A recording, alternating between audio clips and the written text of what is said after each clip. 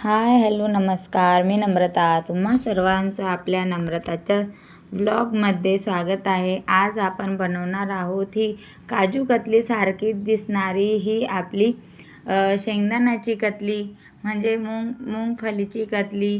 ती आपण पूर्ण जी आहे काजू कतलीची जी डुप्लिकेट मिठाई आहे ना, जी आपण बनवणार आहोत. तुम्हाला टायटलवरून तर तुम्हाला समजलंच असेल.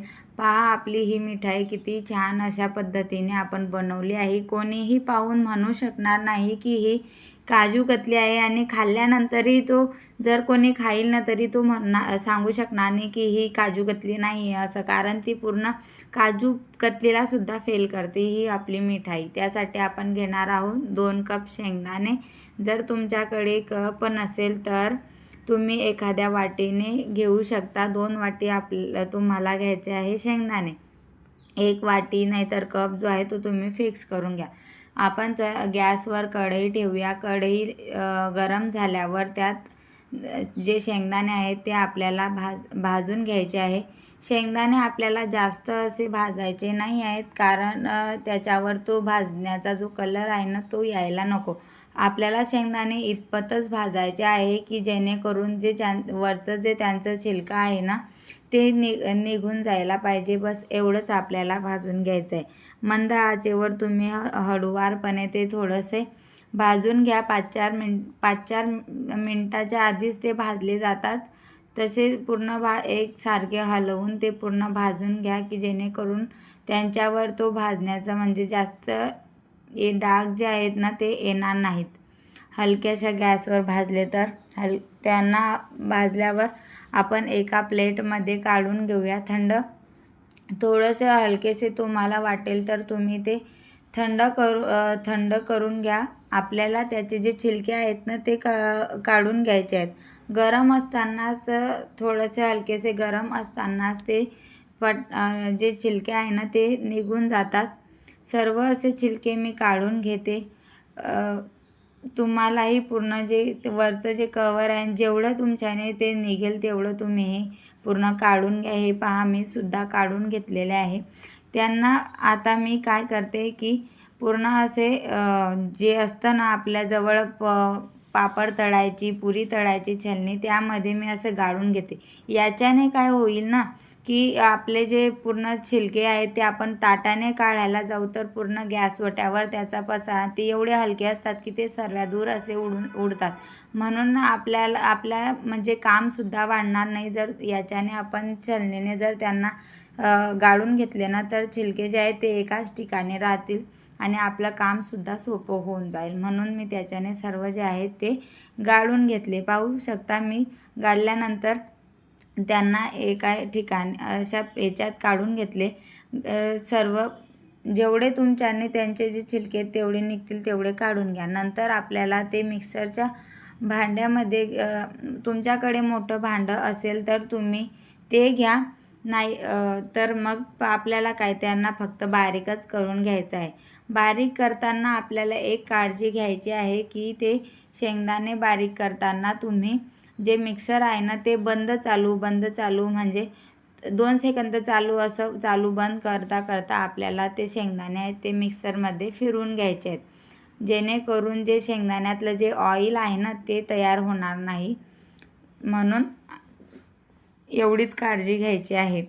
सर्व जे आहे ते मी काढून घेते आणि तुमच्याकडे जर पीठ गाळायची गाळणी असेल ना तर त्यात तुम्ही गाळून घ्या. सर्व शेंगदाणे जे आहेत जे आपण पावडर बनवलेलं आहे ना ते आपल्याला गाळून घ्यायचं आहे. गाळणं हे गरजेचं आहे, म्हणून हे तुम्ही स्किप करू नका. त्यांना छान पद्धतीने असं पूर्ण जे मिश्रण आहे ना आपलं जे पावडर ते आपल्याला गाळून घ्यायचं आहे. गाळल्यानंतर हे पाहू शकता मी त्याला गाळून घेतलेलं आहे पूर्ण. पहा किती रवाळ असं दिसत आहे छान. त्यात आपल्याला आता ॲड करायचं आहे मिल्क पावडर. जे दूध पावडर असतं ना ते आपल्याला अर्धा कप दूध पावडर वापरायचं आहे. तुम्ही वाटीने प्रमाण घेतलं असेल तर ते अर्धी वाटी तुम्ही वापरून घेऊन घ्या आणि मग त्याला आपण जे आहे ना एकत्र करून घेऊया. नंतर गॅसवर पुन्हा एक कढई ठेवूया. कढईमध्ये आपल्याला आता आपलं जे नेक्स्ट इन्ग्रेडियंट आहे, जे आपल्याला यूज करायचं आहे आपल्या बर्फी वापरायला, ते घ्यायचं आहे. त्यासाठी आपण घेणार आहोत आता 1 वाटी साखर. 1 वाटी आपल्याला साखर घ्यायची आहे. साखर घेतल्यानंतर त्याच वाटीमध्ये आपल्याला अर्धी वाटी जे आहे ना ते पाणी घ्यायचं आहे. 1 वाटी साखर, अर्धी वाटी, अर्धा कप पाणी. म्हणजे जे तुम्ही ज्याच्याने प्रमाण घेतलेलं असेल ना त्याचं निम्मे करून घ्या. ही बर्फी बनवताना जास्त काही असं हे नाही की प्रमाणाचं प्रमाण एकदम सिंपल आहे. 2 वाटी शेंगदाणे घेतले तर तुम्ही 1 वाटी साखर घ्या आणि साखरेच्या निम्मे पाणी घ्या. आपल्याला 1 तारी असा पाक याचा करायचा नाही आहे. फक्त जे आहे ते साखरेला पाण्यामध्ये पूर्ण वितळून घ्यायचं आहे आणि पूर्ण वितळल्यानंतर आपल्याला त्याच्यात ते मिश्रण जे आहे ते टाकायचं आहे. पहा, मी आता आपल्याला ज्या प्लेटमध्ये आपली जी बर्फी आहे ना, ज्याच्यात आपल्याला तयार करायची आहे, त्या प्लेटला मी छान असं तुपाने जे आहे तुपाने जे आहे ते मी लावून घेते. पाहू शकता आपला हा पाक जो आहे ना, म्हणजे साखर जे आहे पूर्ण पाण्यात विरघळलेली आहे. एकही कण त्याचा शिल्लक नाही आहे. पूर्ण झाल्यावर आपल्याला साखर वितळल्यावर त्या पाकाला 2-4 मिनटं गॅसवर कमी आचेवर होऊ द्यायचं आहे. ते झाल्यानंतर आपलं जे शेंगदाण्याचं पावडर आहे ते आपल्याला त्यात थोडं थोडं करून असं त्यात टाकायचं आहे. एकाच वेळेला सर्व पीठ जे पावडर आहे ते टाकू नका, कारण एकाच वेळेस टाकल्यावर ते आपलं जे हे आहे त्यात गाठी होतील. म्हणून थोडं थोडं करून आपल्याला ते छान असं मिक्स करून घ्यायचं आहे. पाहू शकता जसं की तुम्ही व्हिडिओमध्ये तुम्हाला दिसत असेल त्या पद्धतीनेच तुम्ही करा. मी पूर्ण जे आहे ते एकत्र करून घेते.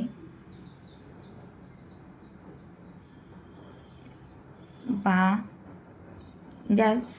मिठाई बनवताना जास्त काही आपल्याला यात भांड्यांचा त्याचा काही जास्त पसारा होत नाही. सिंपल अशी आपली ही मिठाई आहे, जी तुम्ही नवरात्रीमध्ये बनवून सण 8-10 दिवस तर ही नक्की चालेल. पण जी मिठाई आपण बनवतो आहे ती 8-10 दिवसाच्या हिशोबाने आपण बनवू, पण ती आपली 2च दिवसामध्ये संपणार आहे. कारण ही मिठाई एवढी छान लागते ना टेस्टला, की काजू कतलीसुद्धा हिच्यासमोर जे आहे फेल आहे. कारण काजू कतलीपेक्षाही छान ही मिठाई लागते. आणि शेंगदाण्याची आहे म्हणजे आपल्याला आरोग्यासाठी शेंगदाणे म्हणजे आपली जी इम्युनिटी आहे ना, ती आपल्याला याच्यातून भरपूर मिळते. आणि उपवासाच्या दिवसांमध्ये तर जे थकवा आपल्याला अशक्तपणा जाणवतो तो ही मिठाई खाल्ल्याने आपल्याला जाणवणार नाही. पाहू शकता आपण हे जे मिश्रण आहे ना ते छान असं एकजीव करत त्याला आपण परतून घेत आहोत. कढईला सोडेल तोपर्यंत आपल्याला छान असं त्याला परतवून घ्यायचे आहे, मिक्स करून घ्यायचं आहे. या कृतीमध्ये आपल्याला आपलं जे हलवायचं जे काम आहे ना ते सोडायचं नाही आहे. कारण जेवढं आपण त्याला परतवू त्याचमुळे आपल्या मिठाईला जे टेक्स्चर जे आहे ना दाणेदार ते छान असं तयार होणार आहे.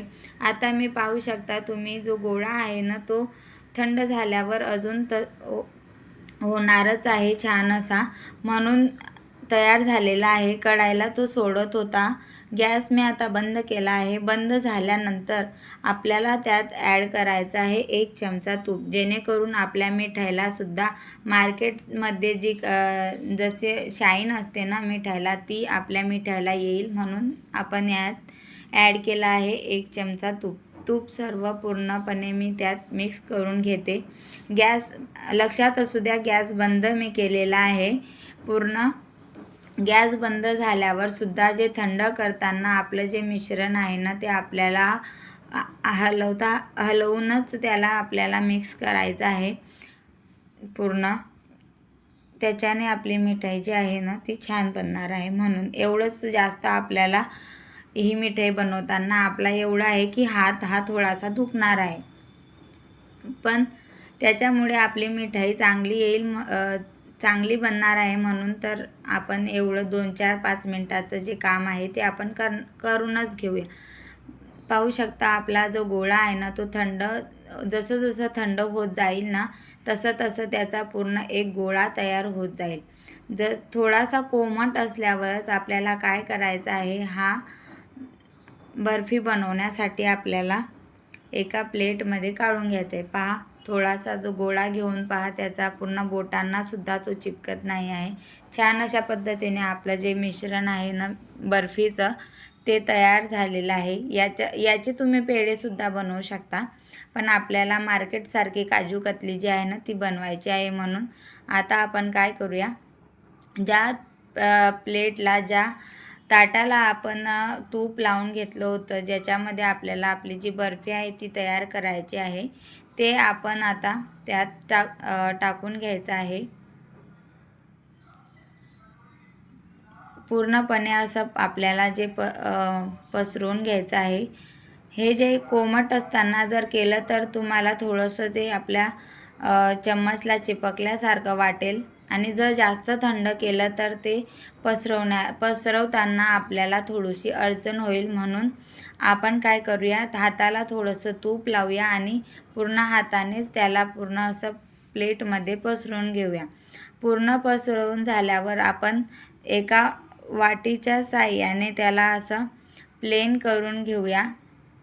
जसं पहा, मी आता वाटी पूर्ण ताटात पसरून घेतला आणि एका वाटीने त्याला असं जी बर्फी आहे ना तिला मी पूर्ण प्लेन करून घेतली, एकसारखी करून घेतली, जेणेकरून कुठेही जाड बारीक राहणार नाही. पूर्ण मी प्लेन करून घेते आणि असंच आता गॅस ओट्यावरच म्हणजे रूम टेम्परेचरवरच तिला आपण 1 तासापर्यंत थंड होऊ देऊ. थंड झाल्यानंतर मी मध्ये चेक केलं होतं की बर्फी जी आहे आपली थंड झाली तर काटली जाते आहे की नाही. तर 1 तासानंतर मध्ये मी अर्ध्या तासानं पाहिली होती, पण ती अजून सेट झाली नव्हती. म्हणून 1 तासानंतर पहा, मी बर्फी जी आहे ती पूर्ण काटून घेतली आहे. किती छान अशी आपली जी बर्फी आहे ना ती काटली जात आहे, म्हणजे किती सॉफ्ट ही आपली बर्फी तयार झालेली आहे. तोंडात टाकताच विरघळणारी ही आपली बर्फी तयार झालेली आहे. किती साधी आणि सोपी ही आपली बर्फी जी आहे आपण जी बनवून घेतली आहे. आता नवरात्रीच्या उपवासांमध्ये तुम्ही बनवू शकता, नाहीतर दिवाळीला सुद्धा तुम्ही ही बर्फी तयार करू शकता. कारण मार्केटमध्ये तर दिवाळीच्या वेळेला पूर्ण काही ना काही मिक्स केलेल्याच मिठाई मिळत असतात. म्हणून आपण ही घरच्या घरी तयार केलेली आपली ही मुंगफलीची शेंगदाण्याची बर्फी जी आहे ती तयार करून घेऊया. पहा, मी डायमंड शेपमध्ये जी आहे ना ती बर्फी जी आहे काटून घेतली आहे. तुम्हाला जर चौकोनी आकारात, तुम्हाला ज्या आकारात आवडत असेल त्या आकारामध्ये लहान मोठ्या प्रमाणात तुम्ही ती काटून घ्या. काटल्यानंतर आपल्याला पुन्हा ती अजून 1 तासासाठी थंड होऊ द्यायची आहे, कारण ती अजून पूर्ण थंड झालेली नाही आहे. जर जास्त थंड झाली असती तर ती आपण काटू शकलो नसतो. म्हणून मी 1 तासाआधी काटून घेतली. त्यानंतर पहा, थंड झाल्यावर मी एका प्लेटमध्ये आपली मिठाई काढून घेतली आहे. आणि पहा किती छान आपली मिठाई जी आहे तयार झालेली आहे. तिची जाडी पूर्ण पाहण्यावरून तर तुम्हाला कोणीच म्हणणार नाही की ही काजू कतली नाही आहे, म्हणून कोणीही तिला काजू कतलीचं असं म्हणणार आहे. पहा किती छान अशी आपली तयार झालेली आहे. तुम्हाला जर माझी ही रेसिपी आवडली असेल तर तुम्हीसुद्धा घरी या नवरात्रीमध्ये, दिवाळीमध्ये बनवून पहा आणि तुमची बर्फी कशी झाली ती तुम्ही मला कमेंट करून नक्की सांगा. धन्यवाद.